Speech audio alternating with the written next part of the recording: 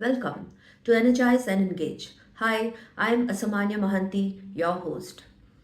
I provide practical guidance to accelerate your career and excel in whatever you do. I have been away for almost a year from the platform. I have been traveling to different countries, which gave me ample time to think and reflect. Over the next few episodes, I will be sharing a few key learnings from my experience. So let's start. Number one, preparation is the first step to achieve anything. You see, life may present many surprises, and you may have to take spontaneous action and decisions. Even if you were prepared for something, you are facing something else. And that shouldn't stop you from preparing. Why?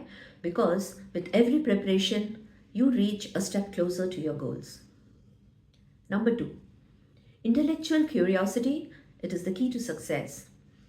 I join boardrooms and be in discussions where everyone is so knowledgeable. It gives me a great opportunity to learn by simply listening, paying attention to what others are saying, and being curious.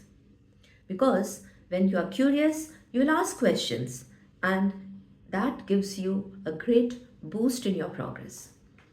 Number three, don't give up if no one else is believing in your ability.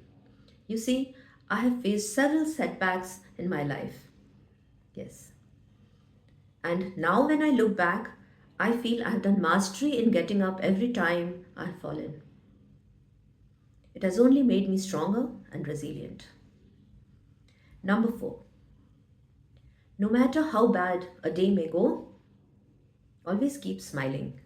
And even if it's fake, very soon you'll start feeling better. When I face problems or I'm hurt, I wonder, what if the situation would have been even worse than this?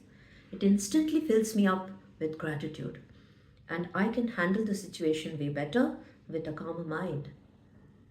Now, coming to the last learning for the day, and it's a great one. You see, in life, you'll have a very few friends who will celebrate your wins, and they will be the ones who will point out to you what needs to improve in you.